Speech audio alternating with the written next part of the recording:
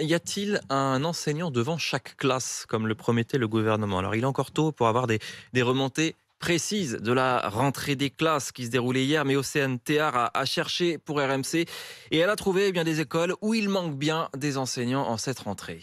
Dans cette classe de maternelle en région parisienne, un ou une professeure à mi-temps était bien prévu au planning mais ne s'est jamais présenté, raconte Sophie Bredon, enseignante spécialisée. D'annoncer à des familles, à des petits loulous de 4-5 ans qu'ils n'auraient pas leur maîtresse, je trouve difficile. Certains parents ont préféré les emmener à la maison pour que leurs enfants puissent bénéficier d'une vraie rentrée dès que possible. D'autres enfants sont restés à l'école et ont été répartis dans les autres classes. Une autre enseignante du Val d'Oise me parlait d'une école où 2 classes de CP se retrouvaient sans professeur, une autre où 6 enseignants manquaient à l'appel. Ce n'est pas le cas partout. Dans la plupart des établissements, le recours contractuel a permis de limiter la casse, mais c'est une solution de court terme uniquement, regrette Audrey Bourlet de la Vallée du SNUI PPFSU Paris, principal syndicat du primaire. Qui peut penser que l'on peut enseigner correctement après 4 jours de découverte du métier seulement? C'est une marque de mépris pour le métier d'enseignant, mais ça met aussi en difficulté les personnels contractuels qui ont été recrutés comme ça. Et cette représentante dit même s'attendre à une vague de démission de ces contractuels confrontés trop vite à la réalité du métier d'enseignant.